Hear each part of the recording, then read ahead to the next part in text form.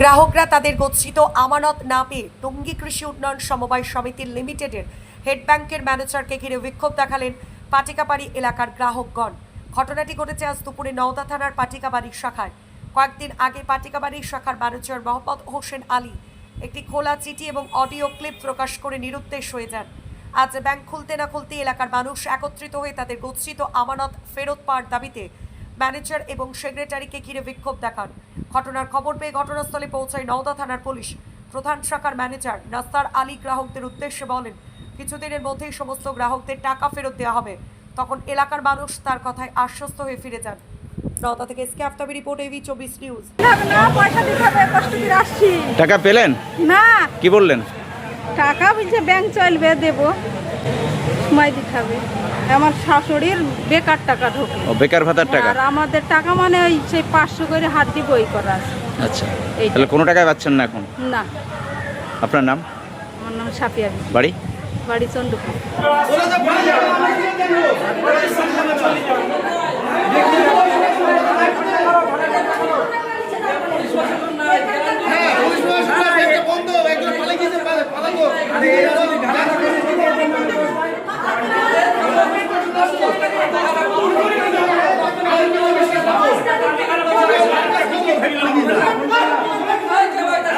আমরা কিভাবে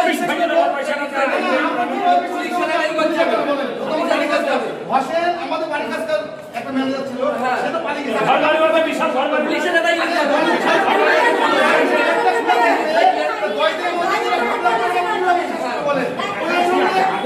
প্রশাসন নিয়ে ব্যাংকটা খুলুন, ঠিক আছে, ব্যাংক খুলে সব করুন, কিন্তু প্রশাসন নিয়ে আপনারা বলেন। আমরা বিশ্বাস পাচ্ছি না সে আর বাড়ির কাছে লোক সে যদি পালিয়ে যেতে পারে। এখন শিকার খাচ্ছে না, হ্যাঁ, আপনি স্বীকার করছেন না।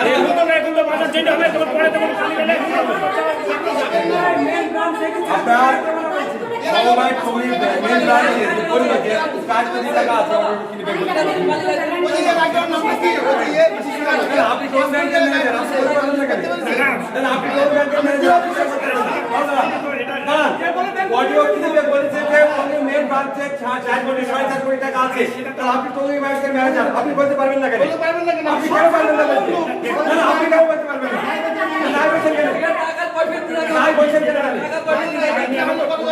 আমি বলছি যে যে 10 দিন টাইম নেওয়া হলো, এই টাইমের মধ্যে আমরা এর সঠিক তদন্ত করে জনগণ যাতে টাকা পায় তার সুরাহা করবে, তার ব্যবস্থা করা হবে।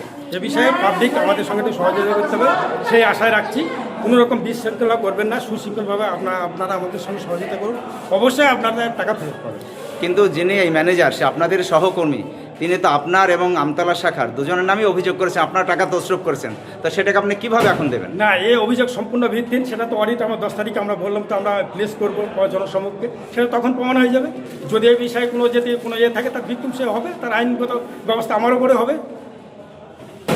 আপনারা কি এই বিষয়ে আপনার ঊর্ধ্বতন কর্তৃপক্ষ বা পুলিশ প্রশাসনে জানিয়েছেন? জানানো হয়েছে, মানে যে ঘটনা ঘটেছে ছুটির দিনকে, হ্যাঁ, তবু আমরা ওভার টেলিফোনে আমরা জানিয়েছি। আমরা আজকে অফিস আছে, আজকে অফিস খোলা, আজ থেকে আমরা তার ব্যবস্থা করছি। আপনার নাম? আমার নাম নাস্তার আলী। কোন ব্যাংকের ম্যানেজার? আমি টুঙ্গি হেড অফিস, টুঙ্গি এসকিউসের ম্যানেজার। কোন ব্যাংকের কি সমস্যা ঘটেছে একটু বলবেন?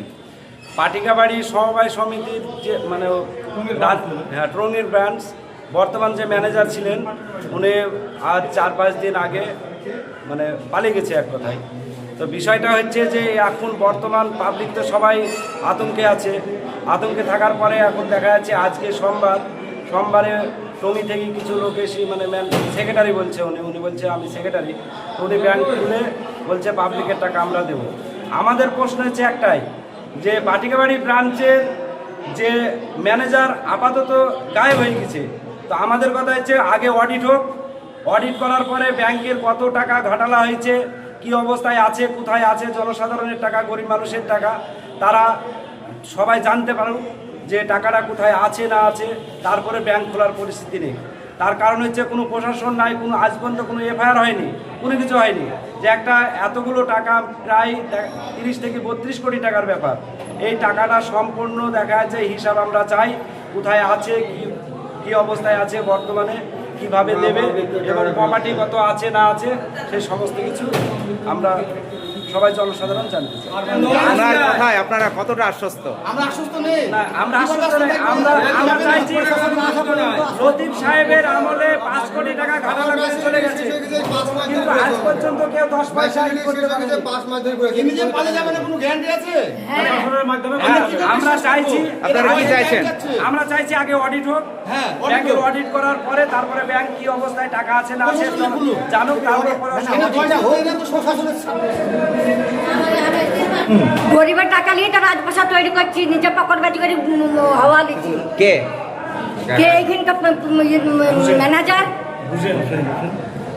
আমরা চিনি? আমরা তো মূর্খ মানুষ, আমরা কি চিনবো? হাবা আমরা তো কত কষ্ট করে টাকাটা রেখেছি। কত টাকা রেখেছেন? 2 লাখ টাকা রেখেছি। পাচ্ছেন না এখন আর? না, কি বলছে আপনারা? কম না পালিয়ে গেছে, তার তো দেখাই না।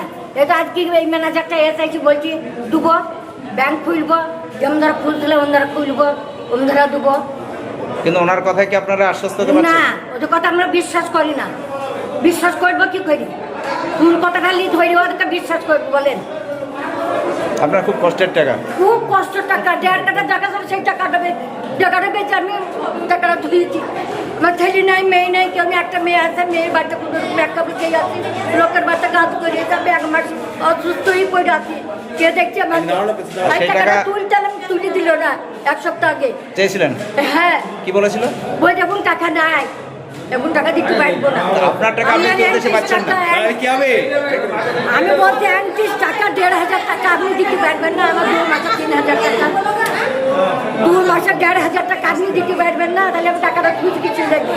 গরিব মানুষ ওই টাকাটাই তো সম্বল, আমার ওই টাকাটাই তো সম্বল, তা আপনি দিবেন না কেন? আমাকে 1,000-1,500 টাকাও করে দেন, তা বলছি ব্যাংকে কিছু টাকাই নাই। আপনার নাম? আমার নাম ডলি বিবি। আমি অস্তি বস্তি ঘুরে বাইরে গেলাম, আমার একটা টুকটুকির ভাড়াও 10 টাকা নেয়, যে আমি তাই ভাড়া দিয়ে বাড়ি যাই। আর যে 1 মাস অসুস্থ পড়ে আছে, 5 টাকার ওষুধ কিনে এখন কি করবো ভাবছেন এই অবস্থায়? কি করবো? আমার কি করার ক্ষমতা আছে? আমি তো কি করে জানাবো? আপনার নাম? আমার নাম ডলি বিবি, বাড়ি চন্দ্রপুর।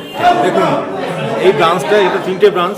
আমাদের টুঙ্গি হচ্ছে মেন ব্রাঞ্চ এবং পাটিকাবাড়ি একটা, আমতলা একটা। ব্রাঞ্চগুলো সবই ঠিকঠাক আছে। এবার ও কী জন্য পালিয়েছে তার হিসাবটা তো পালানোর দরকার ছিল না এখান থেকে, কারণ এখন 2টো ব্রাঞ্চ ঠিকঠাক যদি থাকবে তাহলে একজন ম্যানেজার আরো 2 ম্যানেজারের নামে অভিযোগ করে চলে যায়। অভিযোগ যেটা করেছে সেটা কতটুকু সত্যটা আমরা তো যাচাই করবো। দেখুন, ব্যাংক চলে একটা সিস্টেমে, সেখানে অডিট হবে।